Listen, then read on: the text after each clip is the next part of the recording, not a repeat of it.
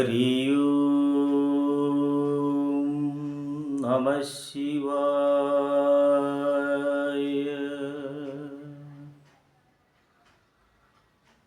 എല്ലാ സനാതന സാരഥികൾക്കും ശ്രീ ശങ്കര ഡിവോഷണൽ സെഗ്മെൻറ്റിലേക്ക് ഈ എളിയവൻ്റെ വലിയ സ്വാഗതം, നമസ്കാരം. ഇന്ന് ഞാൻ നിങ്ങളുമായി സംവാദം ചെയ്യാൻ ആഗ്രഹിക്കുന്ന വിഷയം ഒരു വീട്ടമ്മയുടെ ഒരു അവലാതി പ്രകാരമാണ്. പ്രത്യേകിച്ച്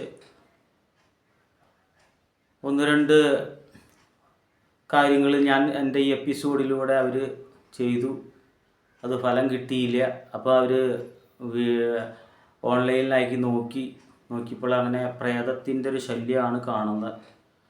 അപ്പോൾ ആ അമ്മയ്ക്ക് വേണ്ടിയിട്ടാണ് ഈ എപ്പിസോഡ്.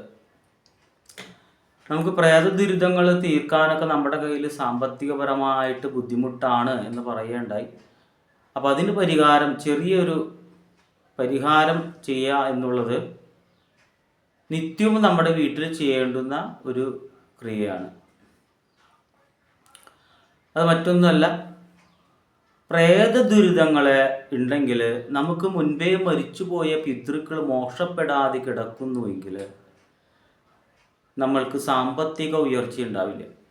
അപ്പോൾ ചിലർ ചോദിക്കും, ഈ പിതൃക്കൾ നമ്മുടെ അച്ഛൻ നമ്മുടെ അമ്മയൊക്കെ നമ്മൾ ഉപദ്രവിക്കുമോ എന്നൊക്കെ പലർക്കും സംശയം ഉണ്ടാവും.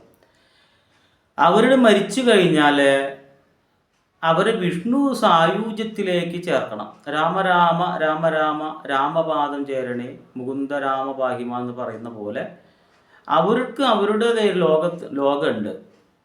അവരുടെ വരവ് ചെലവ് കണക്കുകളൊക്കെ നോക്കി ചന്ദ്രഗുപ്തൻ്റെ പുസ്തകത്തിൽ നോക്കി നമ്മൾ ഹിന്ദുക്കളെ സംബന്ധിച്ച് നോക്കുമ്പോൾ സ്വർഗം എന്ന് പറയുന്നത് ഭൂമി തന്നെയാണ്. അപ്പോൾ വീണ്ടും മറ്റൊരു യോനിയിൽ വന്ന് ജനിക്കേണ്ടതായി വരും. അപ്പോൾ ഒരേ ദുരിതമുള്ള ഒരേ അച്ഛനമ്മയ്ക്കാണ് ഒരേ മക്കൾ ജനിക്കുന്നത്. അതിനെ നമ്മൾ മനസ്സിലാക്കി ഇനിയുള്ള ജീവിതം സത്യസന്ധമായും ഒരാളെ ഉപദ്രവിക്കാതെ മനസ്സാ വാച കർമ്മണ ഒരാളെ ഉപദ്രവിക്കാതെ ജീവിക്കുക, അതാണ് ബ്രാഹ്മണൻ. അല്ലാതെ ബ്രാഹ്മണൻ എന്ന് പറയുന്നത് നമ്പൂതിരി മകനല്ല, അത് സ്വയം ആർജിച്ചെടുക്കേണ്ട ഒരു വ്യവസ്ഥയാണ്.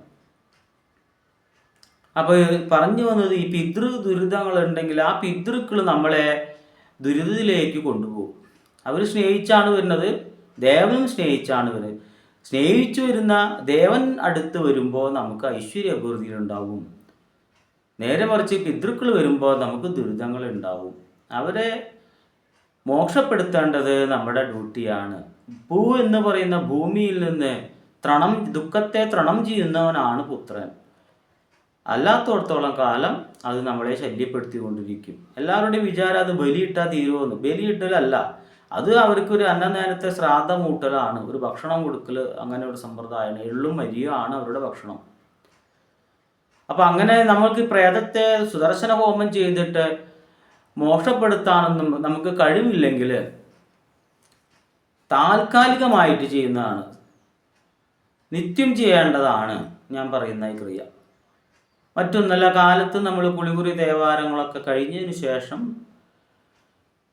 നമ്മൾ വീട്ടിലെ വിളക്കൊക്കെ കരിയൊക്കെ തുടച്ച് നന്നായി വിളക്ക് കൊളുത്തി, എന്തായാലും വീട്ടിൽ 5 തിരിയിട്ട ഭദ്രദീപം ഉണ്ടായിരിക്കണം. ഒരു സംശയം അതിൽ വേണ്ട.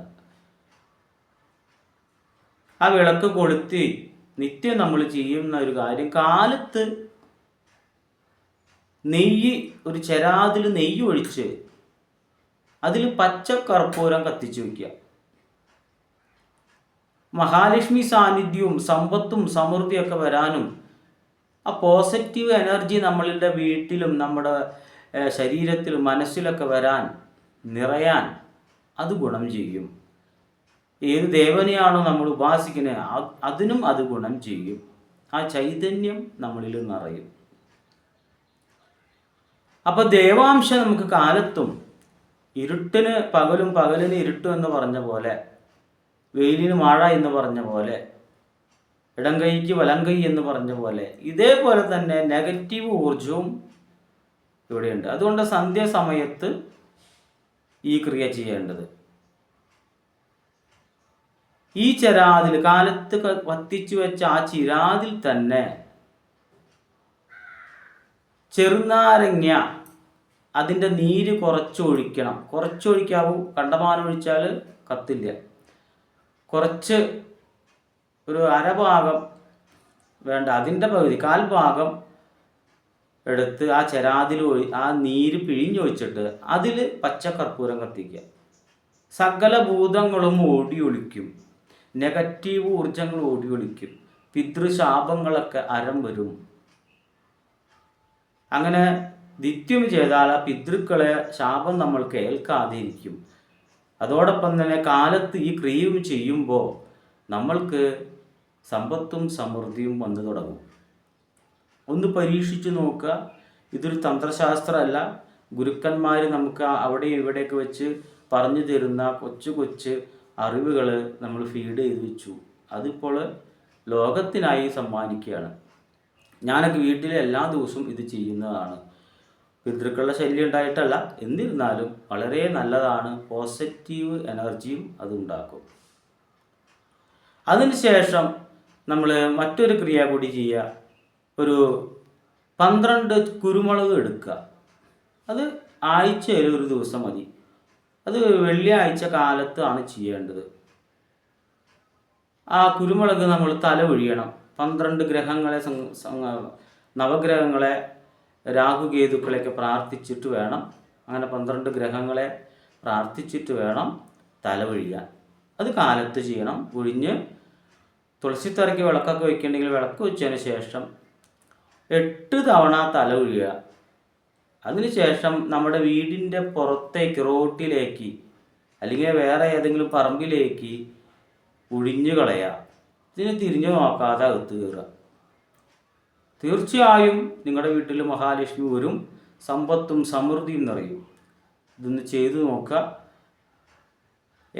ഈ എപ്പിസോഡ് ഇങ്ങനെ ചെയ്യാൻ പറഞ്ഞ അമ്മ പ്രത്യേകം അത് ശ്രദ്ധിക്കുക. സാമ്പത്തികം എന്തായാലും വന്നു ചേരും.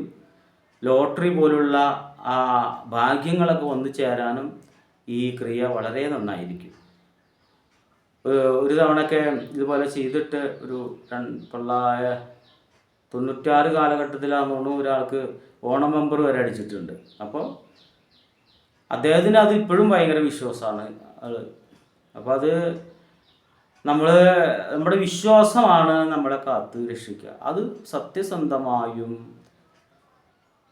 നമ്മൾ ആ ക്രിയകൾ ചെയ്യുക. വെറുതെ യാന്ത്രികമായിട്ട് കുറേ ചെറുനാരങ്ങ പിഴിഞ്ഞൊഴിക്കലല്ല, ഭക്തിപൂർവം ചെയ്യുക. മഹാലക്ഷ്മി ക്രിയ, മഹാലക്ഷ്മി രൂപം മനസ്സിൽ നനച്ചുകൊണ്ട് ഈ ക്രിയകൾ ചെയ്താൽ തീർച്ചയായും, അല്ലെങ്കിൽ ലോട്ടറി എന്നല്ല, ഏതെങ്കിലും കുറികളോ അല്ലെങ്കിൽ ഏതെങ്കിലും സൗഭാഗ്യങ്ങൾ നമ്മുടെ വീട്ടിൽ വന്നു ചേരും. ഒരു സംശയവും വേണ്ട. ഇത്തരം ക്രിയകളാൽ, കൊച്ചു കൊച്ചു ക്രിയകളാണ് ഇപ്പോൾ ഞാൻ എൻ്റെ എപ്പിസോഡിലൂടെ മുൻതൂക്കം കൊടുക്കുന്നത്. വലിയ വലിയ ക്രിയകൾ എന്താ ചെയ്യാത്തതെന്നൊക്കെ പലരും ചോദിക്കുന്നുണ്ട്. അതൊക്കെ ഒരുപാട് സമയമെടുത്ത് ചെയ്യുന്നതുകൊണ്ട് ആണ് അങ്ങനെ ചെയ്യാത്തത്.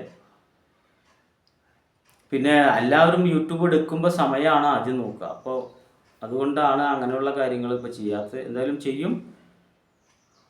ഭാവിയിൽ അത്തരം ഇതൊക്കെ നമുക്കൊരു പ്ലാനിങ് ഉണ്ട്. വലിയ വലിയ ക്രിയകളും നിഗൂഢമായ ശാസ്ത്രങ്ങളൊക്കെ അനവധി ഗുരുക്കന്മാരുടെ അനവധി രഹസ്യങ്ങളൊക്കെ നമ്മുടെ കയ്യിൽ ഗുരുക്കന്മാരുടെ അനുഗ്രഹത്താൽ വന്നു ചേർന്നിട്ടുണ്ട്. അതൊക്കെ വേണ്ടുന്ന 1-2 കാര്യങ്ങളൊക്കെ നമ്മൾ ചെയ്യാൻ ഉദ്ദേശിക്കുന്നുണ്ട്. അപ്പോൾ ഇന്നത്തെ ഈ എപ്പിസോഡ് നിങ്ങൾക്ക് എല്ലാവർക്കും ഇഷ്ടപ്പെട്ടു എന്ന് ഞാൻ വിശ്വസിക്കുന്നു. ഇഷ്ടപ്പെട്ടുവെങ്കിൽ നിങ്ങളുടെ എല്ലാ സുഹൃത്തുക്കളേക്കും ഇത് അയച്ചു കൊടുക്കുക. അവരെ കൊണ്ട് സബ്സ്ക്രൈബ് ചെയ്യിക്കുക. ഈ ചാനലിന് വേണ്ടി എല്ലാവിധ പ്രോത്സാഹനവും തരണമെന്ന് ഭഗവതിയോട് പ്രാർത്ഥിച്ചുകൊണ്ട് നിർത്തുന്നു. ഓം ഹരിയോം നമഃ ശിവായ.